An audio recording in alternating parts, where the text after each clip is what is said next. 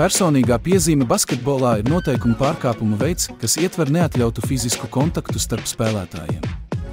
Ja tiesnesis ir fiksējis personīgo piezīmi parastā spēles situācijā, mačs tiek atsākts ar sānu auta izspēli, kur bumba pienākas komandai, pret kuras spēlētāji izdarīts pārkāpums.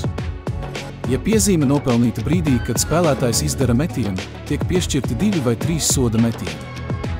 Ja pārkāpuma brīdi spēlētājs spēj trāpīt metienu, tad viņam tiek dota iespēja izpildīt 1 soda metienu. Viens spēlētājs mača laikā var nopelnīt 5 piezīmes. Nacionālās basketbola asociācijas spēlētāji var atļauties 6 personīgās piezīmes. Pēc limita sasniegšanas konkrētais basketbolists spēlē vairs nevar iesaistīties. Ja vienas komandas spēlētāji ceturdaļā noteikumus pārkāpuši vairāk kā 4 reizes, tad par katru pārkāpumu pretiniekiem tiek piešķirti 2 soda metieni.